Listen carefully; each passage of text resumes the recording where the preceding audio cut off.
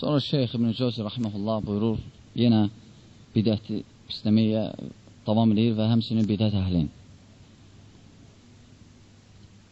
Və buyurur ki, Şeyx rahimehullah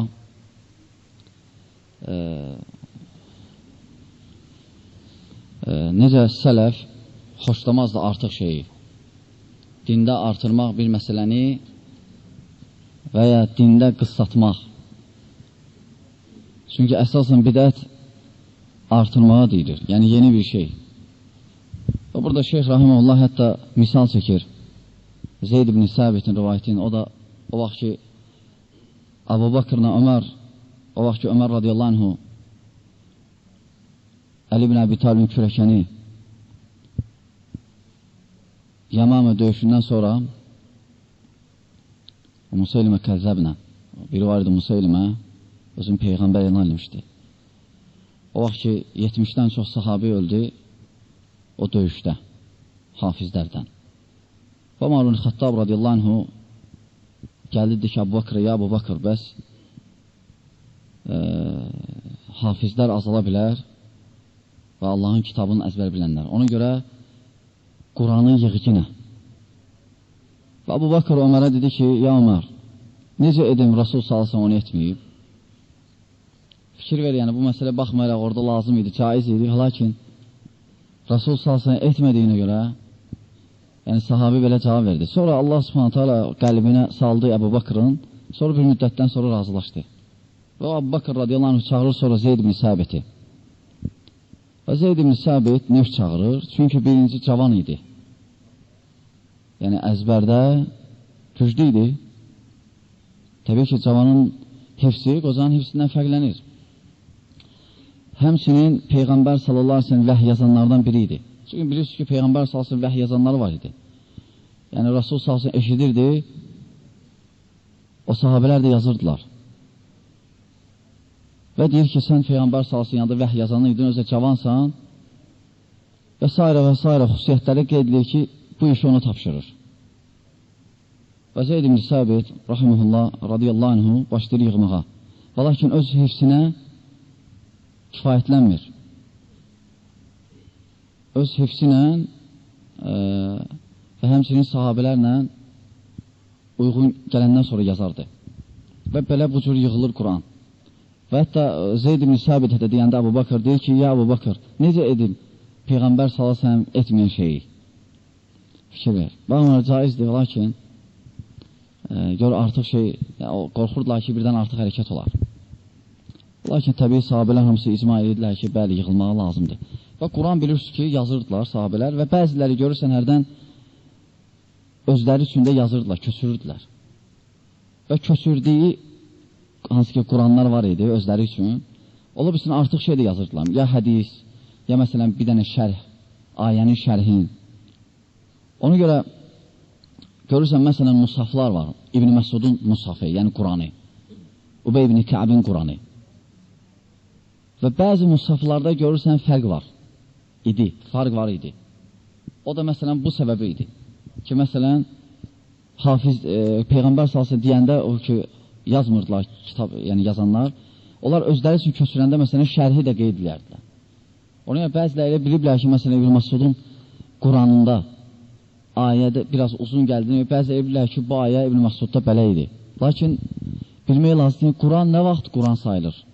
Biri ayə məsələn gətirsə, gerək Quran sayılmaq üçün şərtləri var. Ən birinci şərti gerək tavatur ola. Yəni bütün icma sahabələr deyək ki, bəli, bu ayə Qurandır.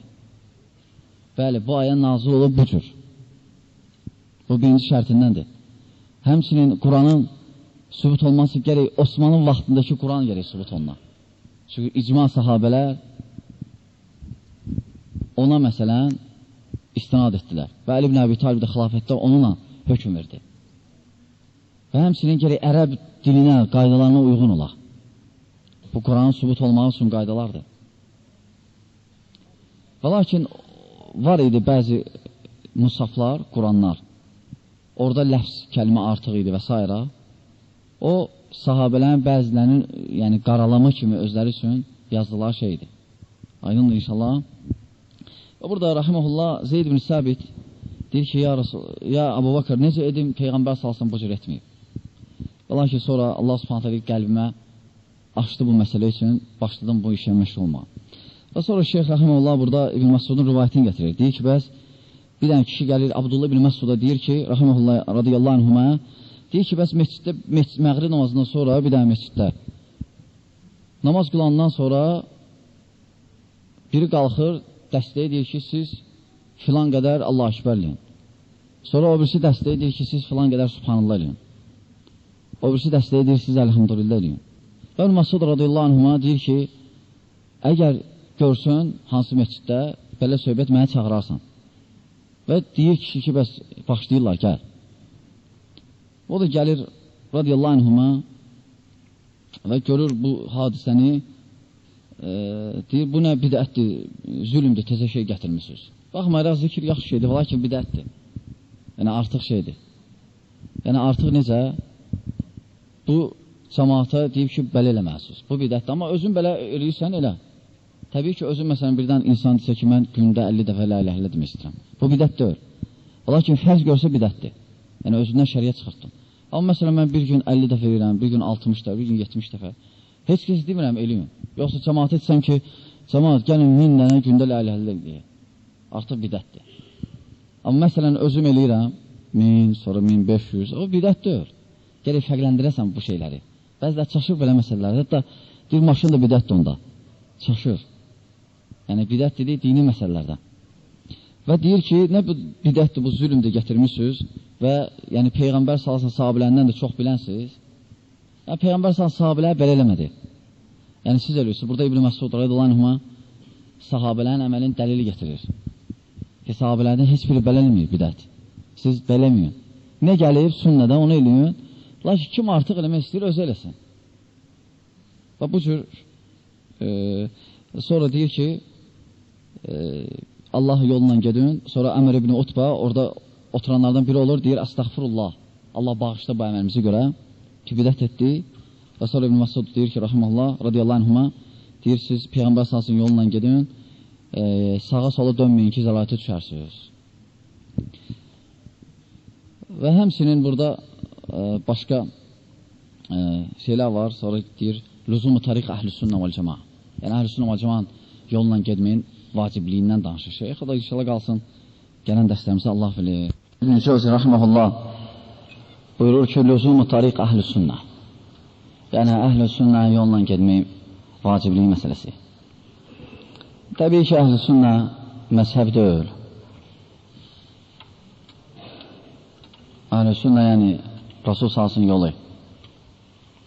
Yəni, Rasul salsın yolundan gedən əhl, cəmaat. Bəzilər düzgün başa düşmür. Evlər ki, nəsə məzhəbdir və s. Bu yoldur, Rasul salsın yolu və o yolda gedən cəmaata deyirlər, olan vəsfidir, əhl-i sünnə. Və burada Şeyx Rahiməhullah o vaxt ki, bidətdən danışır. O bidət pislənir ki, hansı ki, edən, o etiqadla edir ki, gör ki, şəriətində naqislidir. Şəriətdə naqislidir. O etiqadla edir. Və ya, məsələn, nəsə deyilməyib, bu gəlib, məsələn, 20-ci əsrdə və ya 11-ci əsrdə artırıb nəsə İslama. Bidət odur. Hansı ki, şəriət demədiyi şeylər. Quran, sünnə, nə də xəlifələr dördü xüsusən. Yoxsa bilirsiniz ki, Rasul sallallahu aleyhi ve sellem Əbu Bakır, Ömər, Osman, Əliyə icazə vermişdi. İcazə vermişdi, deməli, məsələlərdə iştihad eləməyə, artıq şeylər eləməyə. Ona görə Əbu Bakırın vaxtında müəyyən məsələlər çıxdı ortaya, Peyğəmbər sallallahu vaxtında yox idi elə şeylər. Əbu Bakır icazə verdi. Həmçinin elə məsələlər vardı, Ömər ibn Xattabın vaxtı çıxdı, elə məsələlər vardı, Osmanın, elə məsələlər vardı, Əlinin. Müsəlmanlar indiyəcən olan sünnət kimi götürüblər, olan etdikləri. Çünki Peyğəmbər salsın buyurub, mənim sünnətimlə gedin və mənim raşid xəlifələrimin sünnətimlə. Yəni, 4 xəlifənin. Və burada Şeyx Zorlu Rahiməhullah deyir, həmçinin bidət lüğəvi mənada qorxulu deyil, şəri mənada pisdir. Yəni, ola bilər, lüğəvi mənada bidət adi bir şey olsun. Məsələn, necə ki, təyyarə bidətdir. Bidət yəni yeni şey. Bidətdir. Lakin lüğəvi cəhətdən. Yəni, o demək deyil ki, təyyarə minmə bidətdir. Yəni, şəriət istədiyi bidət şəri mənada bidətdir. Şəri mənada bidət odur ki, dini məsələlərdə Peyğəmbər sallallahu aleyhi ve sellem etmədiyi şey etmək. Yoxsa o dünya məsələlər aid deyil. Məsələn, ona görə maşın məsələn bidətdir. Lakin olar. Çünki lüğəvi, yəni dini məsələ deyil bu. Həmsinin də Ömər bin Xattab radiyallahu anh o vaxt ki, təravih namazını yığdı cəmaatı xilafətində. Siz bilirsiniz ki, təravih namazını qılırdı Peyğəmbər sallallahu aleyhi ve sellem. 4 gün qıldı, sonra qılmadı. Çıxmadı cəmaata. Səhəri yaxın çıxdı, dedilər ki, Rasulullah cəmaat da yığılıb hamısını gözləyirlər. Dedi ki, Rasul sahib qorxdum ki, qorxuram, ümmət fərz kimi başa düşər təravih namazını. Və Ömər bin Xattabın vaxtınızın belə idi. Hamı yığılıb bir yerdə qılmırdı təravih namazını. Yəni, cəmaat ayrı-ayrı qılırdılar. Sonra Ömər bin Xattabın vaxtında yığıldı hamısı bir dənə imamla qılmağa başladı. Ömər bin Xattab gördü, dedi ki, ni'mətul bid'əhəzi. Nə gözəl, yəni, bidətdir bu. Və neymətdir bu, bidətin neyməti. Yəni, Ömər bin Xattab burada şəri'i bidət nəzərdə tutmuyor. Çünki şəri'i bidət olsaydı, Peyğəmbər sallallahu gərək qılmayaydı bunu, onda bidət olardı. Yoxsa qılıb axı təravihi. Yəni, bidət deyil. Ola ki, tərk eləyib, nə üçün fərz kimi başa düşməsinlər. Və Ömər bin Xattab orada bidət kəlməsini lüğəvi mənada işlətmişdi. Şəri mənada yox. Ona görə şəri terminləri düzgün başa düşmək lazımdır. Elə deyil. Düzgün başa düşmək lazımdır ki, ayırasan. İnşallah onun növləri var, onun hər əhkamları var, öz lüğəvi mənası var, həmsinin şəri mənası. Hər kəlmə şəriətdə lüğəvi mənası var, şəri mənası var. Məsələn, namaz. Lüğəvi mənada nədir? Dua. Ola ki, şəri mənada yox, duadır. Şəri mənada təkbirdən, qiyamdan, rükudan, səcdədən və sonunda salamla bitirməklə ibadətin adıdır. Amma lüğəvi mənada duadır. Şirk. Lüğəvi mənada qorxulu deyil. Şəri mənada qorxulu, əbədiyyən cəhənnəmlidir. Ona görə Rasul sallallahu sahabələrdən bəziləri Yəmənə yollayanda deyir ki, dinə Yəmən əhlindən mən icazə verirəm onlara şirk eləməyi. Yəni, ticarətdə şərik olmaq. Şirk odur, yəni şərik. Yəni, o deməkdir ki, yəni şirk qoxmaq. Yox, yəni lüğəvi mənada. Amma şəri mənada isə Allah'a şərik qoşmaq. Şəri mənada qorxuludur şirk. Amma lüğəvi mənada qorxuludur. Ona görə dində o terminlər ki, gəlir kəlmələr, onlara gəlir ayırasan, lüğəvi, şəri. Necə Ömər bin Xattab da dedi ki, ni'mətul bid'əhəzi, nə gözəl bidətdir bu, orada nəzərdə tutmuşdu lüğəvi cəhəti, şəri yox. Amma şəri mənada bidət, insan gəlir çəkinə, həmçinin bidət əhlindən də gəlir çəkinəsən. Bidət əhlindən də gəlir çəkinəsən. Şeyxlər də, hətta salam vermək onlara düzgün deyil, xüsusən bidətçiyə baxır necə, belə təhlükəlidirsə zat. Heç olma. Deməli, bidət, baxırsan, bidət əhli də fərqlənir. Elələr var, təhlükəlidir. Məsələn, görürsən, indi elə təhlükəli adamlar var. Terror, danışıqlarından elə terrorza deyə gəlir. Onlara salam vermək düzgün deyil. Onun Bin Baz, rahiməhullah, soruşanda ki, onlara salam vermək olar, olmaz salam vermək. Çünki təhlükəlidirlər. Onlar bidətçilərdir, onlar təhlükəli bidətçilər. Elə bidətçilər var, təhlükəli deyil. Deyə dəvət eləmir bidətinə. Onlar biraz qorxulu deyil.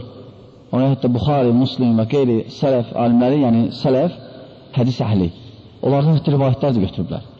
Ediblər rivayət onlardan. Amma onlar ki, hətta xavariclərdən rivayət ediblər. Onlar ki, sadiqdirlər, dəvət də eləməyiblər çox vaxt. Amma dəvət edənlərsə, onlar həlak əhlidir. Onlardan rivayət edənlər, onlara əslən düzgün deyil, oturmaq olandan salam verilmək. Allah razı olsun, Allah bilir. Sonra Şeyx İbn-i Cəvzi rahiməhullah buyurur, İnqəsəmə əhlil bidə. O vaxt ki, bidət əhlindən danışdı və şeyx deyir ki, rahiməhullah, bidət əhli də neçə növdür. Yəni, cürbəcürdür bidət əhli. Sakit, danışma. Bidət əhli neçə növdür? Fərqlənirlər. Burada Şeyx, rahiməhullah, Əbu Hureyra rivayətini getirir ki, və Peyğəmbər salsın buyurur, Yahudilər 71 yerə bölündülər, Nəsranilər 72 yerə, mənim ümmətim 73 yerə bölünəcək. Hamı cəhənnəmdədir, ancaq birindən başqa. Lə Yarsullah hansıdır o biri, sahabələr soruşdu. Dedi ki, cəmaat. O adı ki, cəmaat olacaq və başqa rivayətdə cəmaatı şərh edir. Yəni, insan nə vaxt cəmaat olur? Deyir ki, mənim sahabələrim yolundadırsa, cəmaat olur. Cəmaat şərti odur ki, Peyğəmbər salsın yolu və sahabələrin yolunda olsun. Cəmaat şərtindən də öyle əmir olsun. Bəzi başları çıxmayanlar deyirlər ki, əmir yoxsa cəmaat yoxsa, gerək əmir ola. Cəmaatı şərtdə öyle əmir ola. Cəmaat şərti odur ki, haqq ola. Və insan tək olsa da haqq olsa, necə bir Məsud deyir, radiyallahu anhuma, cəmaatdır.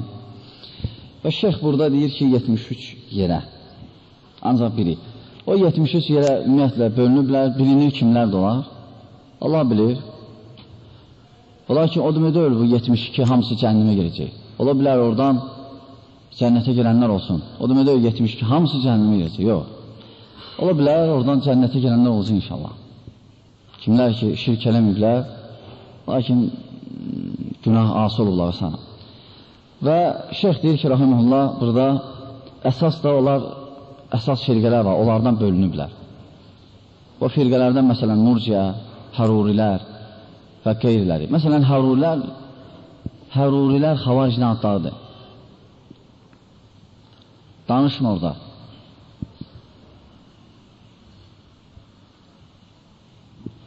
Hərurilər xavaricin adlarıdır. Hərur deyiblər, çünki Hərur deyilən bir yerdən çıxmışdılar. Onlar cürbəcür vəsifləri var idi. Bəzilər Hərurilər deyidilər, bəzilər xavaricilər, bəziləri qurra, qarilər. Çünki hamısı hafiz idi. Lakin əlhamdülillah sahabələrdən biri yox idi onlarla. Onların da, məsələn, deyir, əsrlərdən biri onlardandır.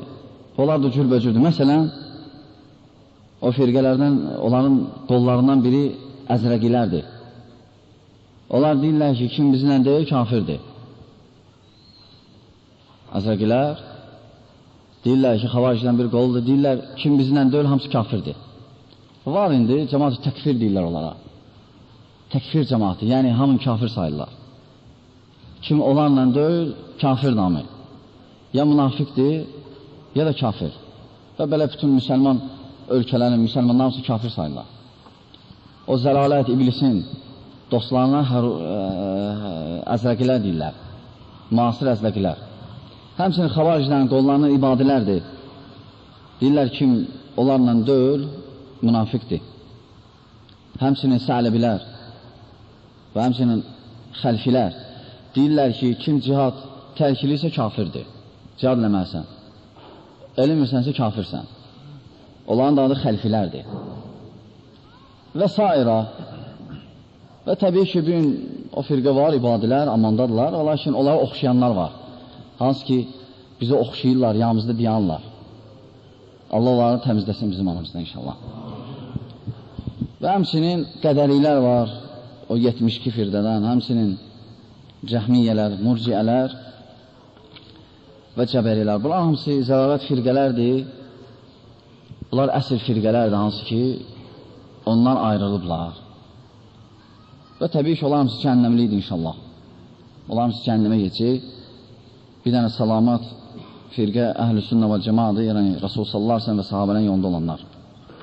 Amma o cəhənnəmə o firqələrdən ola bilər cənnətə geçsin, hamısı kafir deyil. Aydındır. Və sonra Şeyx rahiməhullah fitnədən çəkinməkdən danışır və fitnədə şeytan necə istifadə edir fitnənin qızışmağına. İblis, yəni necə istifadə edir, hansı qapılardan girir fitnədə. Ondan danışır. İnşallah qalsın, gələn dərslərimizə Allah bilir.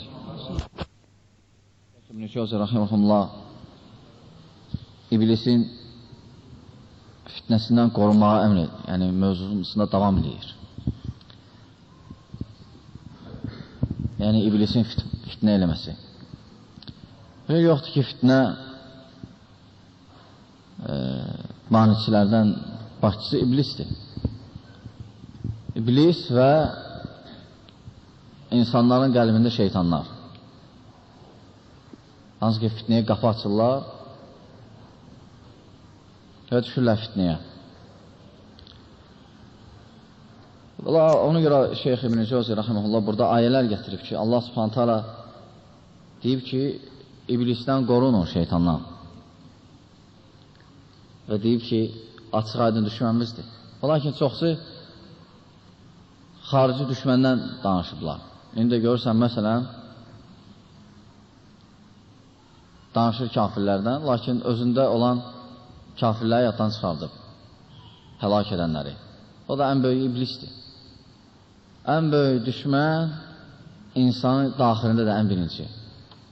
İblis və onun nəfsi. Gəlin insan birinci olana qalib gələ. Ona Peyğəmbər salsın buyurur ki, mücahid odur ki, o nəfsinlə cihad eləyir. Mücahid adlandırır. Çünki böyük düşmənlərlə döyüşür. Nəfsi və nə? Şeytanla. Bəzi avamlar bunu eşidəndə qəlbən, zahirən də gülməsələr, qəlbən gülürlər. Dillər gör nə danışır. Lakin o elə dəlildir ki, onun gülməyi ki, o avamlardan sırasındadır, hansı ki, hələm qalib gəlməyib. Əslən düşməni tanımır, daxili kimdir. Gülən o da onun şeytanıdır daxildə.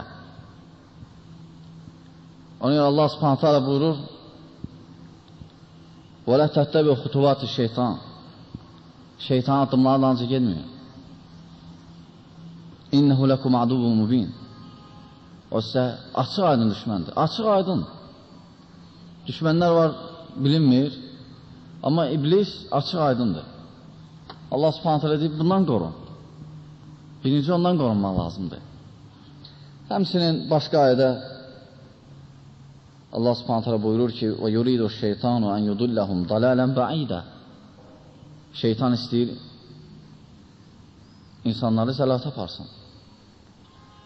Həmçinin başqa ayədə buyurur ki, şeytan istəyir ki, aranızda düşmənçilik yaratsın, qəzəb yaratsın və xüsusən də qumarla, içki ilə və istəyir Allahın zikrindən uzaq salsın və namazdan uzaq salsın. Siz fikir verəcəksinizmi bu məsələyə? Allah Subhanahu taala deyir. Qal antum muntahun. Həmçinin ayələr çoxdur ümumiyyətlə şeytandan danışır, iblisdən. Lakin iblis şeytan deyildi. Şeytan vəsfdir. Vəsf. Yoxsa iblis birinci şeytan deyildi. Lakin nə vaxt şeytan oldu, o vaxt ki asi oldu. Hər asi şeytandır.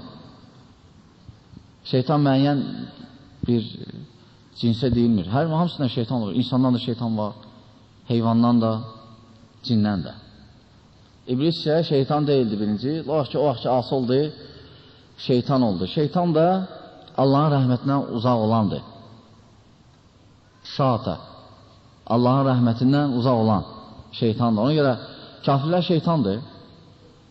Rahat deyə bilərsən, çünki Allahın rəhmətindən uzaqdır. Və ən qorxu şeytanlar da insan şeytanlardır. Çünki cin şeytanlar görsən, Quran, azad eşidəndə uzaqlaşırlar. Heyvan şeytanlarını da uzaqlaşdırmaq olar birtəhər. Və lakin insan şeytan ən təhlükəlidir. Çünki Quran oxusan, o da gedmir ələm. Və sonra Şeyx İbn Cəvzi rəhməhullah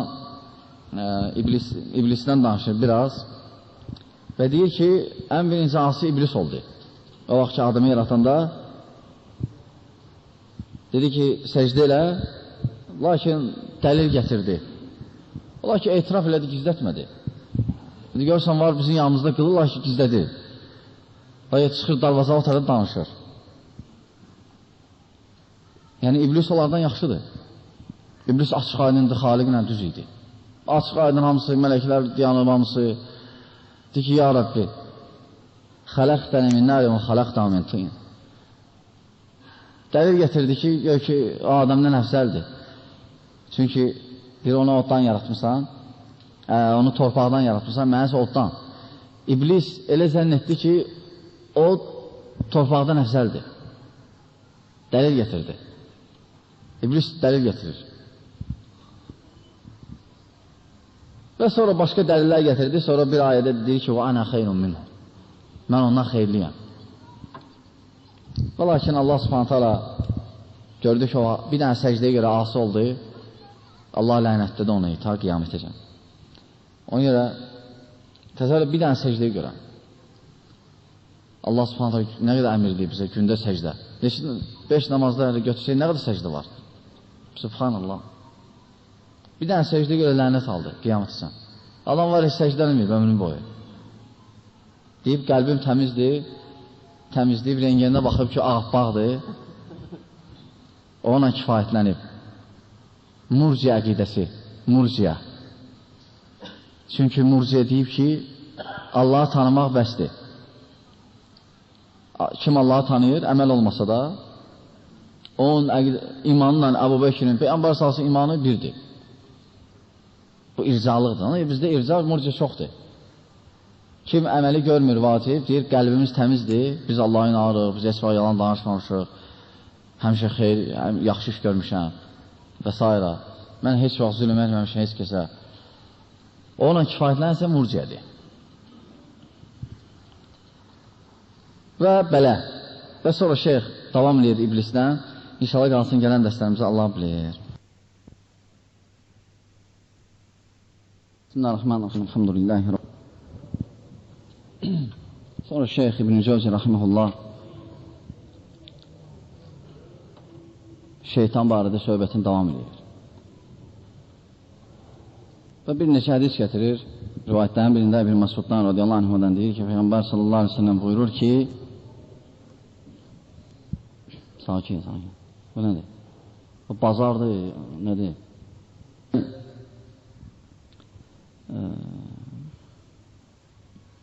Peyğəmbər sallallahu buyurur ki, bəs sizdən elə bir birisi yoxdur ki, onun üçün ayrıca şeytan ayrılmasın.